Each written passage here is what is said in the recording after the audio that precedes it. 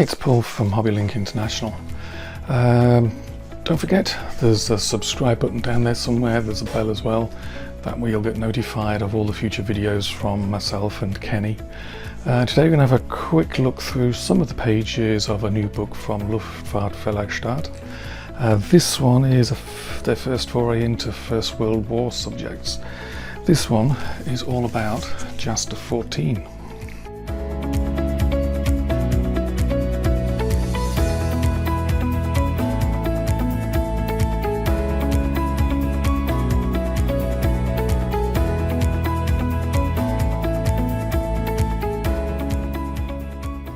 Okay, so let's have a look inside the book. So, Jasta 14, the history of Jasta 14, 1916 to 18, by Luftfahrtverlag-Start, and there's about 220 pages in this. As you can see, we'll just start at the beginning. It's all glossy paper, table of contents.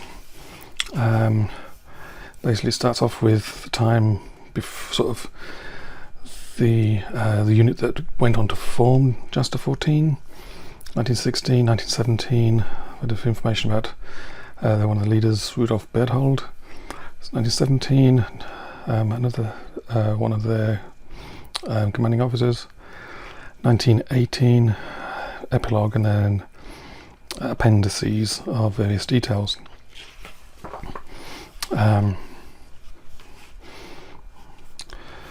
So basically, Jasta 14, they mostly operated on the against, should we say, on the French sector of the front, so they weren't as busy as units that were facing the Royal Air Force. So it's sort of more of a quieter existence until, at least until the last year of the war. That's one of their leaders. He died in 1920 after the war. Keck Falkenhausen. I've got it, the term Kampfeinsatzkommando, Keck, which is what you see there, or Combat Single-Seater Detachment. Basically, the unit started off as just detachments of aircraft with, should we say, not that much sort of coherent organisation, and then eventually they sort of things got organised as air power became a thing, and that's where you see Jasta 14 was formed from sort of ad hoc units that already existed. And of course here you'll see a map. There's several maps of like this throughout the book of showing where as the unit moved around. And as you can see, they're opposite the French army and the French Air Force. And you get to these sort of things. This guy, Lieutenant Walter Herndorf, you could possibly say he was the first German fighter pilot. Shot down the first German pilot to shoot down an Allied aircraft in a single-seater aircraft. So this whole sort of story starts with this guy. And then you can see these are the sort of photographs you're getting in the book as it tells the story of Jasta 14. I'll just skip through. I'm not going to show all the pages in this, just bits and pieces. Jasta 14 in the year 1916. It shows you pilots transferred in, transferred out, individual information about what's going on the various days. All sorts of awesome photos for modelers. Like here's a pretty interesting diorama.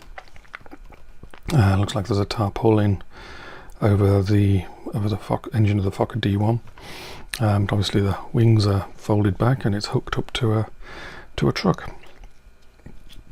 I have gone to the next, jump forward a bit. Obviously this is an Albatros D2. There is decal sheets available. I'll show you some of the aircraft that are on the decal sheets. They're done in 1/72nd, 1/48th and 1/32nd. I've done a review of the 1/32nd sheet, but the 1/48th sheet I think has a few more aircraft, and the 1/72nd sheet has even more aircraft. But I'll put a link underneath the video to the other video talking about the decal sheets. And then, yeah, so you get pictures like that, all sorts of really nice, really crisp, sort of photographs from just over 100 years ago, showing all sorts of details and some really good stuff for modelers of these types of aircraft. 1917, as things are getting busier on the Western Front. Captured French aircraft. This is what's this? This is a Newport 17 that they captured and are having a good look at. Surprising how many aircraft were sort of captured mostly intact. Next one. Here's a Gotha G3 that's visiting. Some neat photographs of that. Some high-ranking dignitaries. I think here's another one, possibly from a decal sheet. Remember, this one's definitely on the decal sheet, and a photograph of the real thing. All sorts of really interesting decal sheet options on that sheet.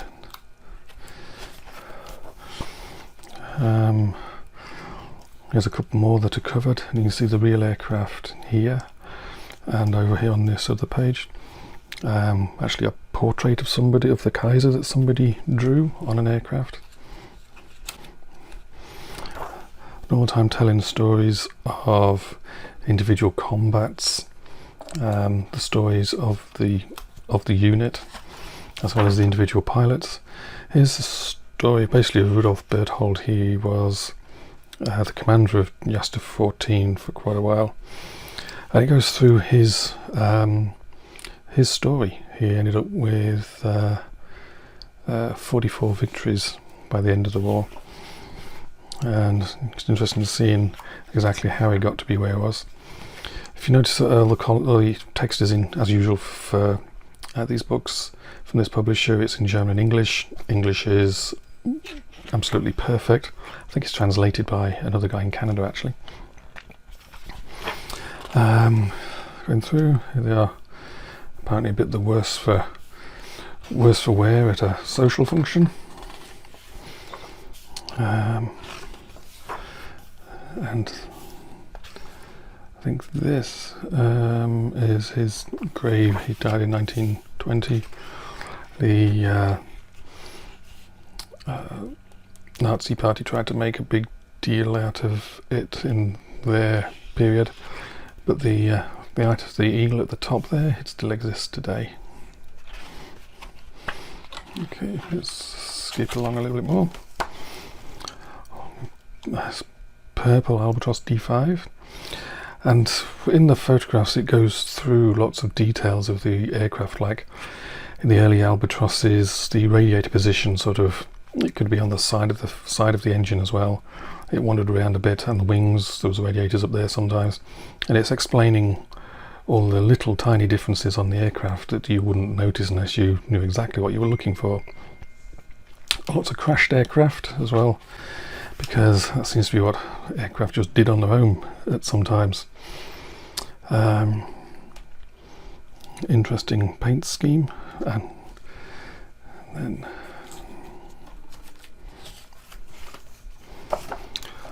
here's another one I know this is part of the 132nd decal sheet, and there's the photograph of the real aircraft in an Albatross D5A.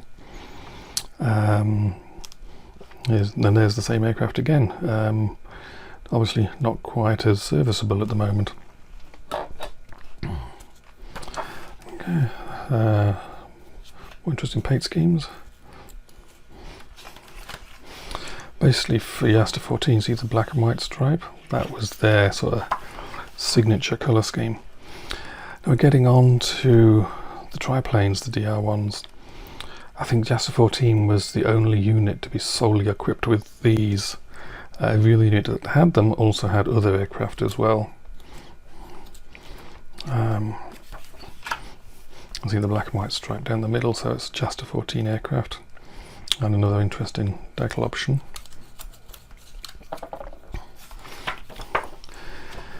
And there's some pretty interesting schemes, and there's the 2 real aircraft to go along with it.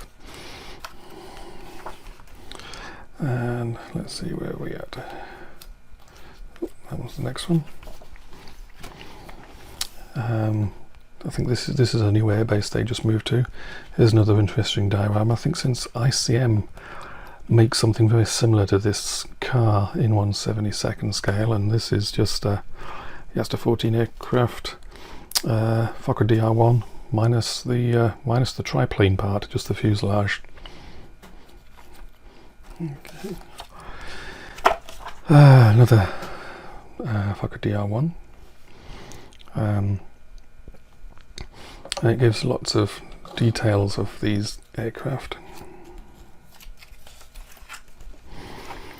There's an interesting bit. This is a False D8, and Jasta 14 got a hold of a bunch of these things, about a 10 or was it a dozen.